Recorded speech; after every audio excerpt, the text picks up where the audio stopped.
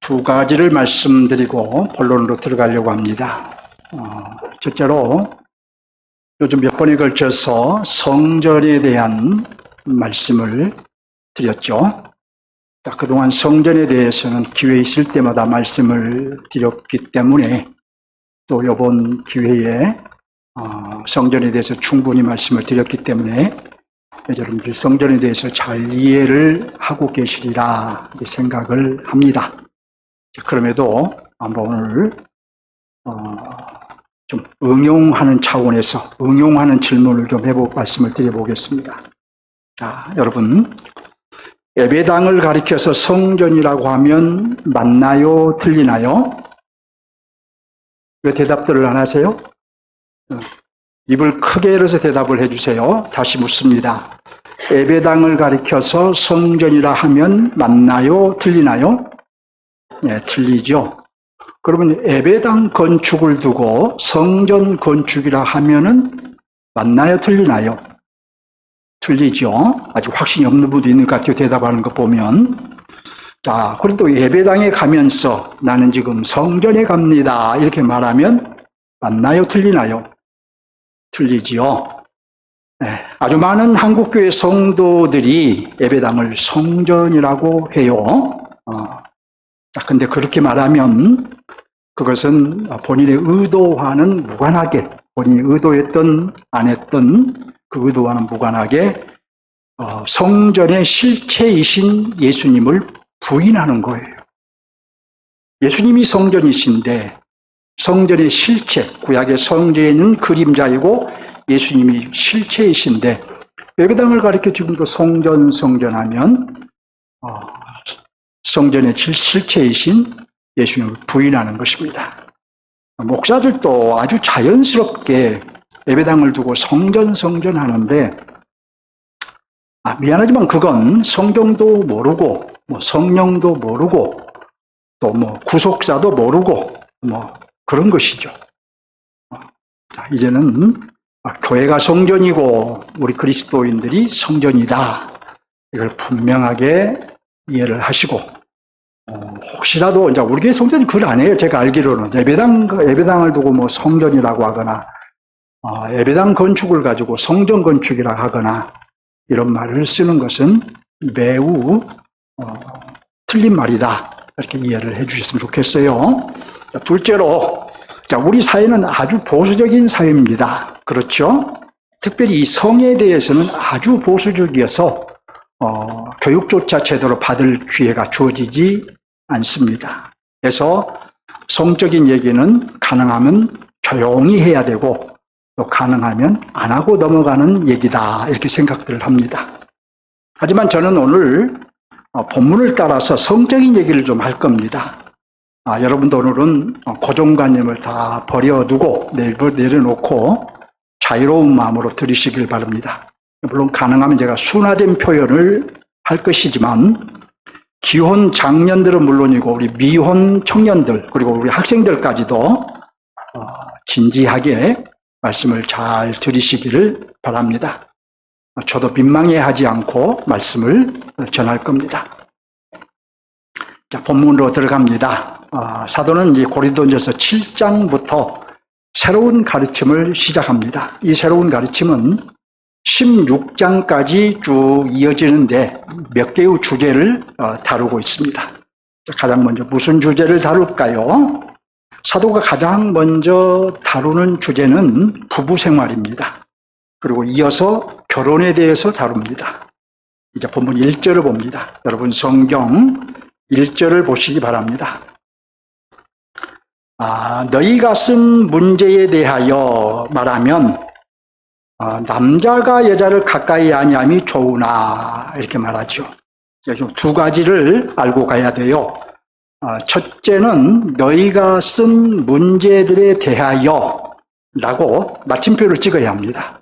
우리말 성경 번역이 말하면 하고 나가는데 너희가 쓴 문제들에 대하여 딱 마침표를 찍어야 돼요. 이럴 때는 여러분 성경인데 여러분도 마침표를 찍어야지. 그래 다음에 안 잊어버리죠. 자, 그러니까 고린도인들은 사도에게 대표단을 보내면서 질문지를 하나 들려보냈는데 그 질문지에는 그들이 안고 있는 여러 가지 문제들을 기록하여 보냈던 것입니다. 사도는 이제부터 그 문제들에 대하여 답을 하겠다라고 말한 거예요. 그래서 16장까지 쭉 그 답을 해가는 것입니다.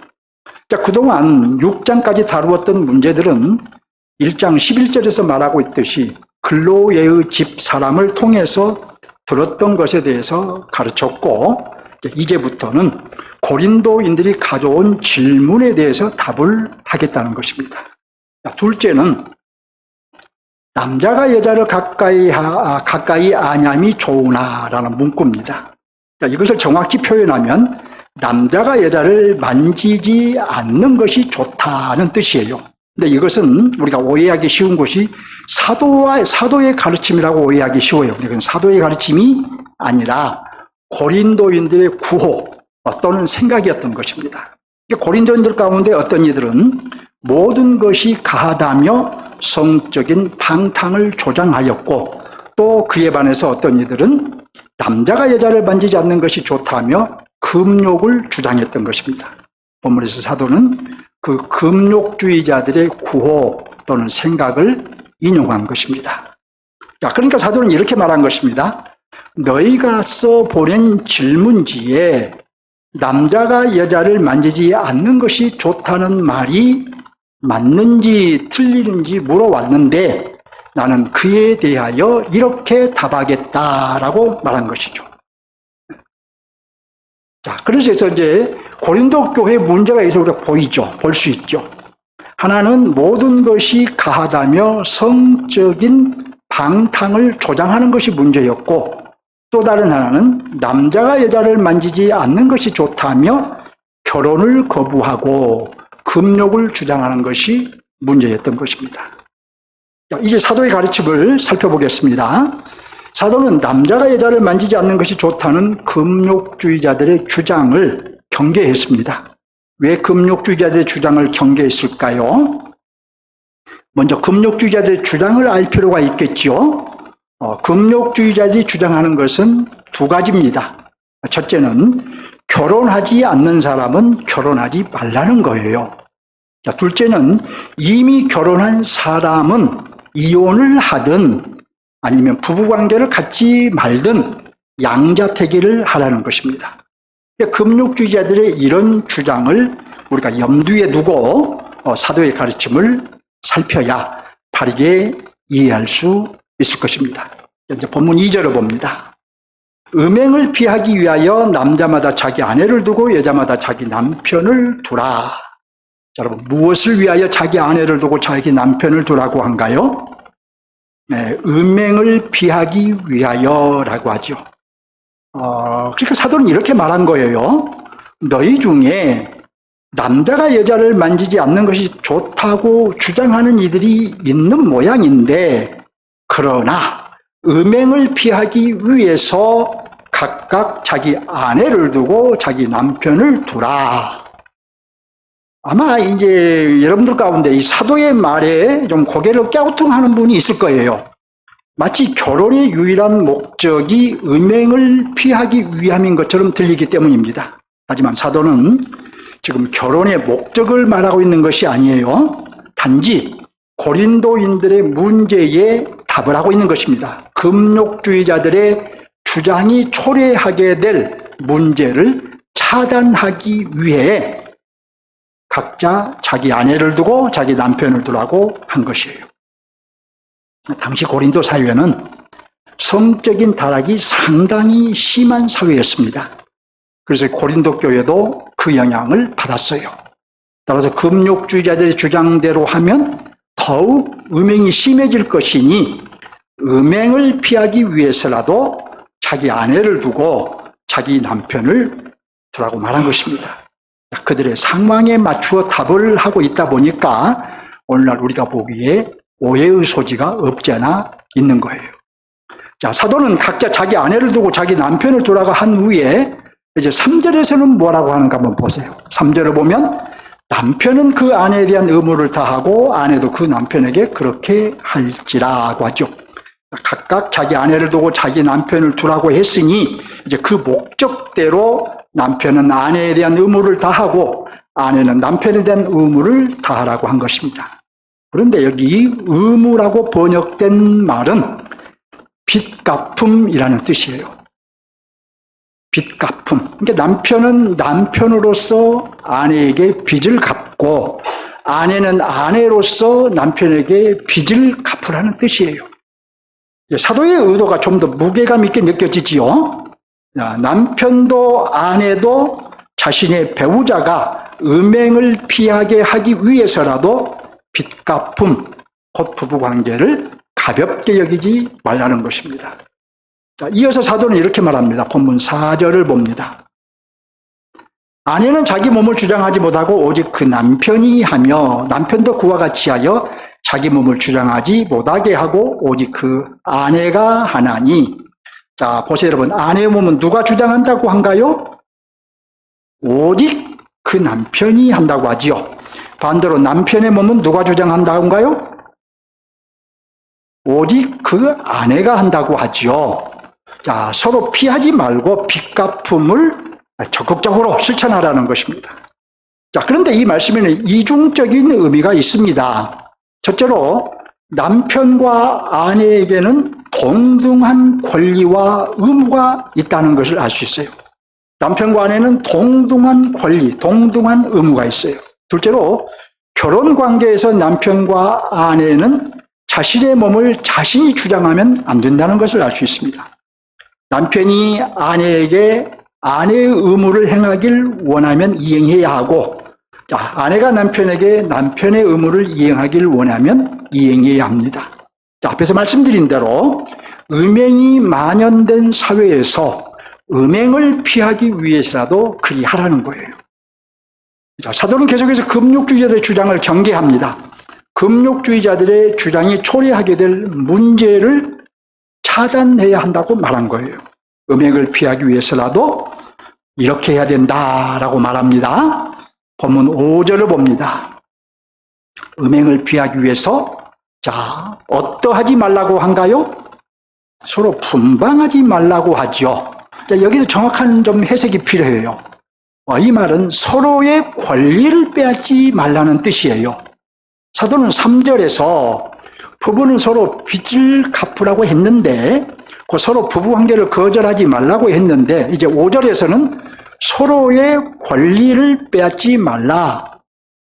그 5절의 권면을 다시 한 것이죠. 하지만 금욕이 허락될 때도 있습니다. 5절을 계속 볼까요? 무엇을 위하여 합의상 얼마 동안 하라고 한가요? 기도할 틈을 위하여라고 하죠. 그러니까 서로 동의하에, 부부가 서로 동의하에 영적인 목적을 위해서 일정 기간 동안 서로의 권리를 빼앗을 수 있다는 것입니다. 자, 그러니까 첫 번째 조건은 영적인 목적을 위해서이죠. 자, 두 번째 조건은 부부가 합의하는 것이에요. 자, 그때는 권리를 빼앗지 말라는 말에 얽매이지 않아도 된다는 뜻이죠. 5절을 계속 봅니다. 자, 그 다음에 다시 어떠하라고 한가요? 다시 합하라고 하지요. 자, 부부가 합의한 기간이 끝나면 다시 합하라는 거예요. 이어서 그 이유를 말합니다. 이는 너희가 절제하지 못함으로 말미암아 사단이 너희를 시험하지 못하게 하려 함이라. 사단은 다른 문제로 우리를 시험하듯이 부부 문제로도 시험할 수 있다는 것을 알고 서로 합의한 기간이, 그 일정 기간이 끝나면 바로 합하라는 것입니다.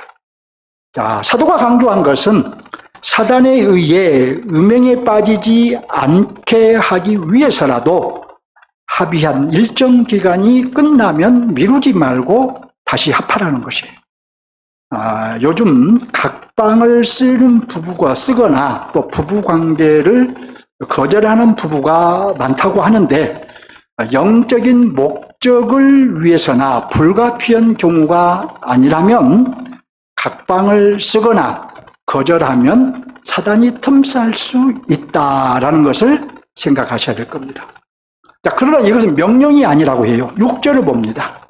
그러나 내가 이것을 말하면 허락이요 명령이 아니니라. 자, 여기에서 이것은 5절을 말합니다. 자, 5절에서 사도는 영적인 목적을 위해서 합의한 경우가 아니면 서로 분방하지 말라고 했죠. 다시 말해 서로 권리를 빼앗지 말라고 했죠. 그런데 그건 명령이 아니라 허락, 바꿔 말하면 양보라는 뜻이에요. 그것은 명령이 아니라 양보이다.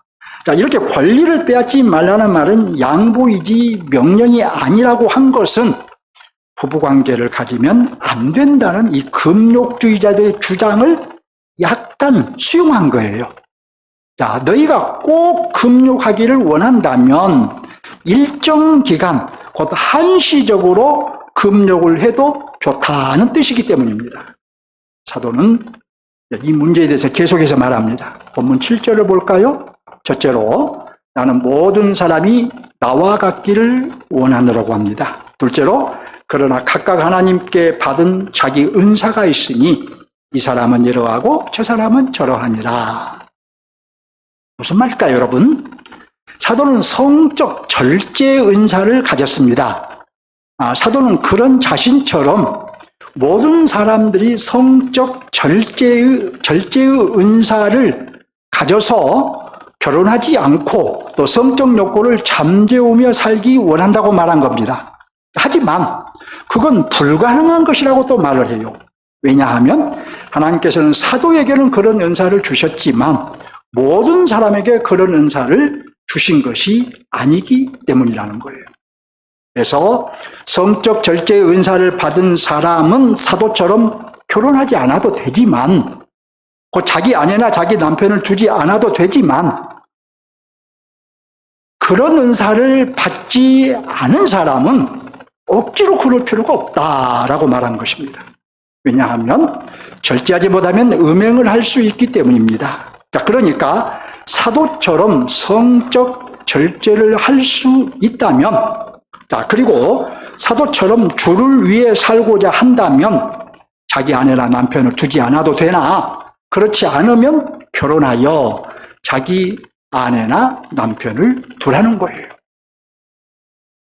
자, 지금까지 사도는 금욕주의자들의 주장에 답을 했습니다. 하지만 아직 다 한 것이 아니에요. 그들은 결혼 자체를 거부하고 반대했기 때문입니다.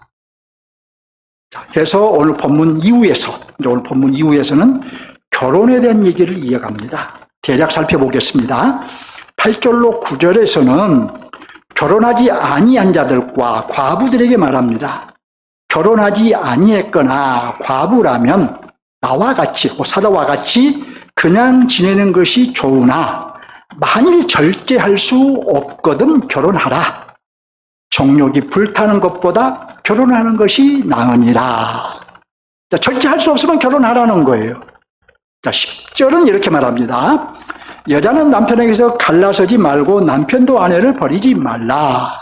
그냥 금욕주의자들의 주장에 넘어가서 이혼하지 말라는 것입니다. 금욕주의자들은 결혼을 했다면 이혼을 하든 또는 부부관계를 갖지 말든 양자택일을 하라 했는데 금욕자들 주장에 넘어가서 이혼하지 말라는 거예요. 12절 이하에서는 심지어 믿지 아니하는 아내나 남편이 같이 살기를 원한다면, 믿지 아니하는 남편 또는 아내가 나는 이혼하기 싫어한다면 역시 금욕주의자들의 주장에 흔들려 믿지 아니하는 아내나 남편을 버리지 말라고 합니다. 믿는 아내나 남편으로 인해 믿지 아니하는 아내나 남편이 구원에 이를 수 있기 때문이에요. 그리고 이 원리에 의해서 부부 중 한 사람만 믿어도 그의 자녀들도 구원에 이른 거예요. 자, 그럼에도 이렇게 말합니다. 혹시 믿지 아니하는 자가 갈리거든 갈리게 하라. 자, 만일 믿지 않는 쪽에서 헤어지자고 하면 헤어져도 된다는 거예요. 믿지 않는 쪽에서 나는 믿는 너와 같이 살 수 없으니 헤어지자. 그러면 지지고 볶고 살 필요 없이 그냥 헤어져도 된다는 뜻입니다. 이런 경우에는 얽매일 필요가 없다는 것이죠. 왜냐하면 하나님께서는 평화롭게 살게 하려고 우리를 부르셨는데 그런 경우에는 평화롭게 신앙생활을 할 수 없기 때문입니다. 여러분, 우리가 이혼을 무조건 정죄하면 안 됩니다. 조심스러운 얘기지만 남편이나 아내가 어떤 부정한 행위를 하거나 신앙생활하는 것 때문에 이혼을 요구하거나 어떤 이유로든 뭐 술에 취해서 폭행을 하거나 이런 경우에는 원하면 헤어져도 죄가 되지 않는 거예요. 자, 그래서 사도는 이렇게 말합니다. 16절을 보세요. 아내된 자여 내가 남편을 구원할는지 어찌 알 수 있으며 남편된 자여 내가 아내를 구원할는지 어찌 알 수 있으리요. 자, 보통 우리가 이 말씀은 불신 배우자가 어떠하든 참고 인내하면 그를 구원에 이르게 할 수도 있다라는 의미로 이해를 하고 있어요. 많은 경우에. 그러나 여러분, 물론 그런 의미로 이해할 수도 있지만 조금 전에 말씀드린 대로 그런 문제가 있는 경우에도 참고 인내한다고 해도 그런 문제가 있는데 참고 인내한다고 해도 그런 배우자가 돌아올 것이라고 어떻게 보장할 수 있느냐 이런 뜻이에요. 이 해석을 지지하는 이유는 믿지 않는 배우자가 헤어지길 원하면 헤어져도 된다고 말했기 때문입니다. 문맥상 이렇게 해석하는 것이 맞다는 거예요.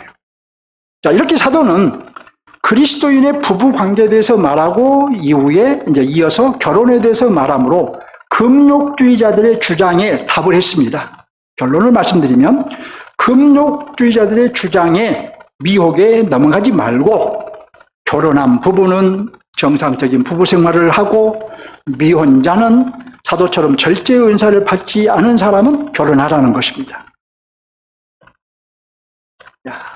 본문의 핵심 메시지를 같이 찾아보겠습니다. 사도는 이 고린도인들이 가져온 질문에 답을 하면서 가장 먼저 금욕주의자들의 주장에 답을 했습니다. 금욕주의자들은 주장하는 것은 결혼하지 말라는 것이 첫 번째 주장이고 이미 결혼을 했다면 부부관계를 갖지 말든 이혼을 하든 양자택일을 하라는 것이 두 번째 주장입니다. 자, 이에 대해서 사도는 부부는 피차 빚갚음을 다 하라고 하고 또 미혼자는 사도처럼 특별히 절제의 은사를 받지 않았다면 정욕에 불타지 말고 혼인하라고 했어요. 여러분, 사도가 본문에서 말하고자 한 것은 무엇일까요? 금욕주의자들의 주장을 따르지 말라는 것이죠. 자, 오히려 결혼과 부부 생활은 하나님께서 주신 선물이며 음행을 피하기 위해서라도 부부는 서로 상대에게 의무를 다하라는 것입니다. 결혼과 부부 생활은 하나님의 선물이다. 이것이 핵심 메시지예요. 자, 당시 성적인 방탕이 심했던 고린도 사회의 영향을 받고 있는 고린도 교회에는 이 답이 절실하게 필요했던 것이고 오늘날 우리도 고린도 사회에 못지않는 세상을 살고 있기에 우리에게도 이 답이 필요할 것입니다. 자, 이제 본문을 적용할 차례입니다. 먼저 핵심 메시지를 적용하겠습니다. 본문의 핵심 메시지는 결혼과 부부 생활은 하나님께 주신 선물이며 음행을 피하기 위해서라도 부부는 서로에게 의무를 다하라는 것이죠. 곧 결혼과 부부 생활은 하나님의 선물이라는 거예요. 자, 제가 여기에서 선물이라고 표현한 것은 누리라고 주신 측면이 있기 때문입니다. 자, 그리고 결혼과 부부 생활을 이 선물로 알고 누리라 이 말은 결혼을 거부할 필요가 없다는 것이고 남편이나 아내는 상대의 권리를 빼앗지 말라는 거예요. 여기에서는 이제 적용을 할 터인데 미혼 청년들과 미혼 자녀를 둔 부모에게 먼저 적용을 하겠습니다.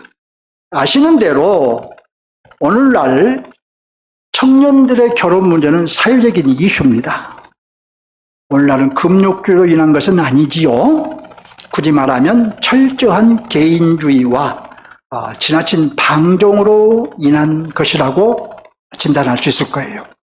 그래서 결혼을 거부해도 조금 더 이상하지 않는 세태가 되어버렸어요.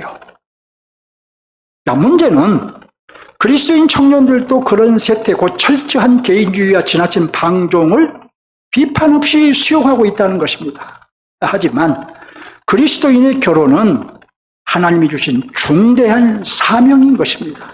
왜냐하면 하나님은 그리스도인 가정을 통해서 자기 백성을 출생시키고 양육시키기로 작정하시고 인류 역사 초기에 저 에덴 동산에서 결혼 제도를 만드셨기 때문이에요. 따라서 그리스도인 청년들은 이 결혼이라는 제도를 만드신 분이 하나님이심을 인식하고 또 결혼을 통해서 하나님이 통치하시는 가정을 이루게 하심도 인식하고 자녀를 출생하여 하나님의 백성으로 양육하라는 말씀에 순종해야 하는 것입니다. 결혼하고 자녀를 낳아서 양육하고 생산하고 번성하는 것은 하나님의 명령인 거예요. 자, 따라서 이 결혼을 거부하는 사람은 자기 생각을 절대자의 생각보다 위에 두고 사는 사람이에요. 자기 생각을 하나님 생각보다 위에 두고 살아가는 사람이에요. 말씀이 뭐라고 하든 나는 내 생각대로 살겠다는 사람은 왕이신 하나님을 밀어내고 자신이 왕이 되어 사는 사람입니다. 자, 이렇게 말씀하셔도 생각을 바꾸지 않겠다고 하는 사람은 그 자신이 왕이 되어 사는 것을 포기할 수 없다고 말하는 사람은 이런 메시지를, 지금 전하는 이런 메시지를 진부하게 생각하고 받아들이지 않을 것이라는 것을 저도 잘 압니다. 그럼에도 제가 외치는 이유는 여러분이 그리스도의 구속으로 하나님의 소유가 되었다면 자기 생각보다 하나님의 생각대로 살아야 하기 때문에 제가 외친 거예요. 내 뜻보다 하나님의 뜻대로 살아야 되기 때문에 외친 것입니다. 세태를 따르지 않고 말씀대로 살아야 하기 때문에 외친 거예요.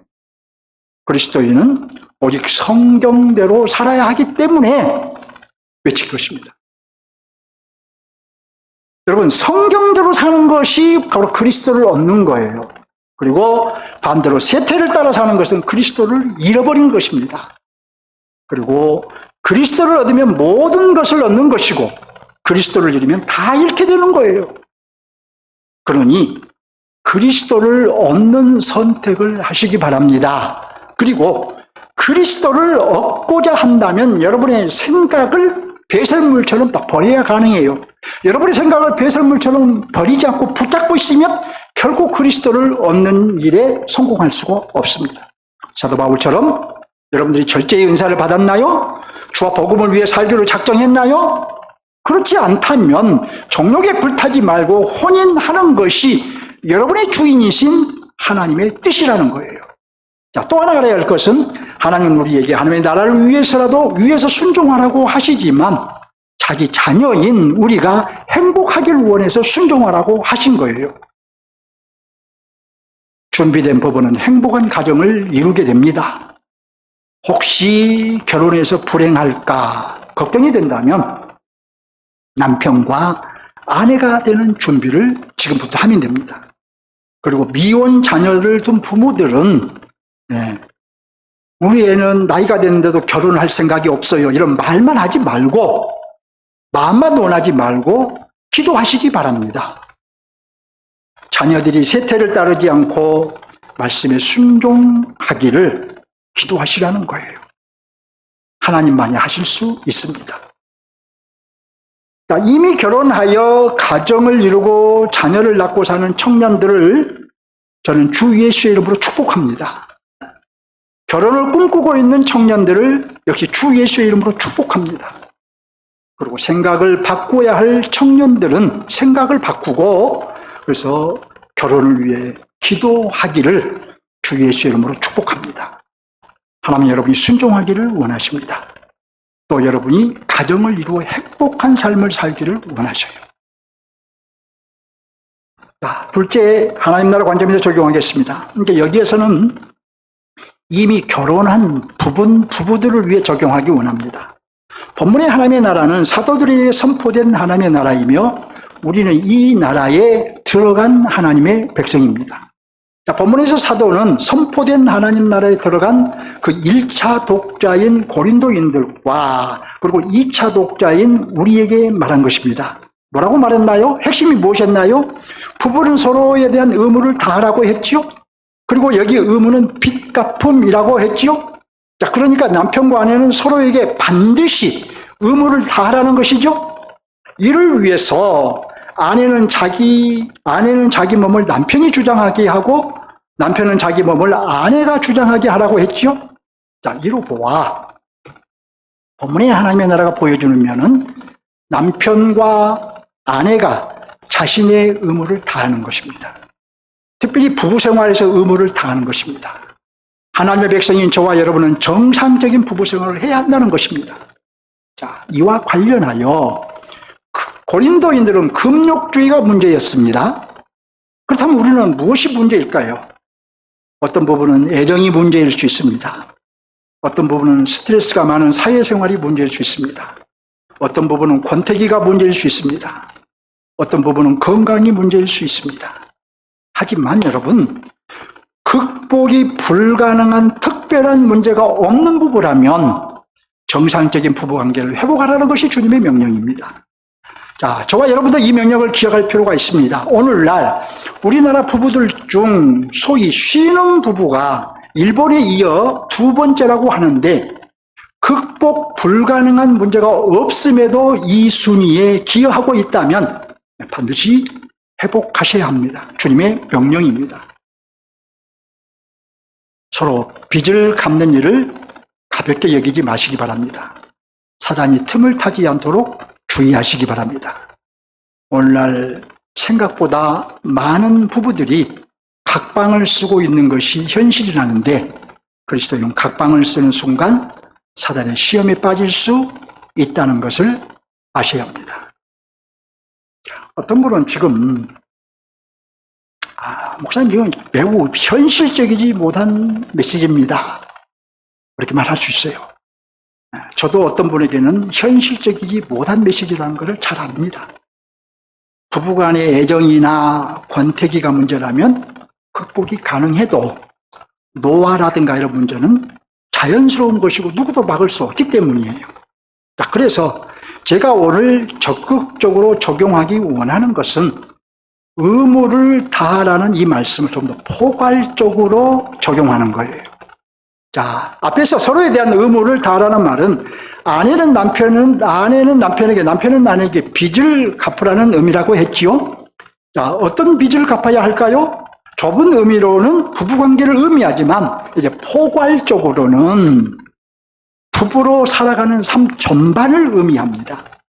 자, 그러니까 모든 면에서 아내는 빚을 갚는 정신으로 남편과 함께 살아가고 남편 역시 모든 면에서 빚을 갚는 정신으로 아내와 함께 살아가야 합니다. 빚은 여러분 어떤 점이 분명한가요? 반드시 갚아야 하는 것이 빚이죠. 갚지 않으면 안 되는 것이죠. 만일 갚지 않으면 민형사상 책임을 져야 하는 것이 빚이죠. 그러니 아내도 남편도 반드시 이 빚을 갚겠다는 마음으로 모든 면에서 의무를 다해야 한다는 것입니다. 자, 이것을 이렇게 정리하면 될 것 같아요. 남편은 모든 면에서 아내의 필요를 충족시키는 섬김과 사랑의 관계를 적극적으로 만들어가고 아내 역시 모든 면에서 남편의 필요를 충족시키는 섬김과 사랑의 관계를 적극적으로 만들어가는 것입니다. 어떻게 만들어가야 할까요? 서로 섬김과 사랑을 받기만 바라지 말고 내가 먼저 섬김과 사랑을 적극적으로 실천하는 것이 만들어가는 것입니다. 관계 회복이 필요한가요? 내가 먼저 섬김과 사랑을 실천하십시오. 관계 회복을 유지하고 싶으신가요? 내가 먼저 섬김과 사랑을 실천하십시오. 섬김과 사랑의 관계는 내가 먼저 실천함으로 만들어지는 것입니다. 하지만 여러분 어려움이 있을 수 있지요. 내 남편은 또는 내 아내는 너무 자기중심적이고 이기적인 사람이야 이렇게 생각할 수 있어요. 하지만 여러분 정도의 차이는 있을지 몰라도 남편이나 아내를 타다는 나 또한 그런 사람이라는 걸 알아야 돼요. 정도의 차이만 있을 뿐이지 나도 이기적이고 자기중심적인 사람이에요. 우리가 이것을 인정하고 내가 먼저 섬김과 사랑을 실천하면서 나도 섬김과 사랑을 받고 싶다라고 요청하십시오. 내가 먼저 진심을 가지고 실천하면서 요청하면 이런 복음적인 삶을 먼저 살게 되면 남편이나 아내의 이기적이고 자기중심적인 마음도 녹아내리지 않을까요? 저는 이제 허리 수술을 하기 전에는 이 섬김과 사랑을 주로 받고 살았습니다. 뭐 하나 하고자 해도 할 수가 없었으니까. 하지만 제가 허리 수술 이후에는 나름대로 섬김과 사랑을 실천하려고 합니다. 제 아내가 저 뒤에 있으니까 제가 거짓말을 못하겠죠. 전에는 제가 우리 딸아이한테 아빠 같은 신랑감 어때? 한번 이렇게 물었더니 아빠는 아빠로서는 100점이지만 남편감으로는 빵점이야 이러더라고요. 허리 수술하기 전이에요. 근데 허리 수술한 이후에 내가 좀 아내를 위해서 조금 이렇게 사랑과 섬김을 좀 실천하고 있는 그 모습을 요즘 딸아이가 밖에 나가서도 못 보고 있어요. 보여주고 싶은데. 하루 지켜보고 가세요, 우리 따님. 자, 어쨌든 남성도 여러분들, 저도 처음에 실천할 때는 용기가 필요했어요. 약간의 용기가. 왜냐하면 남성도 여러분들은 용기를 내서 실천하시기 바랍니다. 주로 아내한테 섬김과 사랑을 받고 살잖아요. 요즘 용기를 내셔서 여러분도 아까 남편과 아내가 동등한 권리와 의무를 갖고 있다고 그랬잖아요. 여러분도 섬김과 사랑으로 아내를 대하시고 아내 또한 섬김과 사랑으로 남편을 대하십시오. 우리는 그리스도인이기 때문입니다. 이 빚을 갚으라는 말씀을 또 포괄적으로 그리고 적극적으로 우리는 적용할 필요가 있습니다. 말씀을 맺겠습니다. 정리하며 마치겠습니다. 첫째로 사도는 고린도 사회의 영향을 받고 있는 이 고린도 성도들에게 음행을 피하기 위해서라도 각자 자기 아내를 두고 남편을 두라고 했습니다. 둘째로 본문의 핵심 메시지는 결혼과 부부관계는 하나님의 선물이며 부부는 서로에게 의무를 다하라는 것입니다. 아내는 자기 몸을 남편이 주장하게 하고 남편은 자기 몸을 아내가 주장하게 하라는 것입니다. 셋째로 미혼 청년들은 결혼을 거부하지 않아야 합니다. 결혼하여 가정을 이루고 자녀들을 낳아서 하나님의 백성으로 양육하는 것은 하나님이 주신 중대한 사명입니다. 넷째로 기혼 장년들은 부부관계를 회복하고 정상적으로 유지해야 합니다. 이는 부부관계뿐 아니라 모든 면에서 남편은 섬김과 사랑으로 아내의 필요를 충족시키고 아내 역시 섬김과 사랑으로 남편의 필요를 충족시키라는 의미입니다. 주님을 향해 한 걸음 더 나갑시다.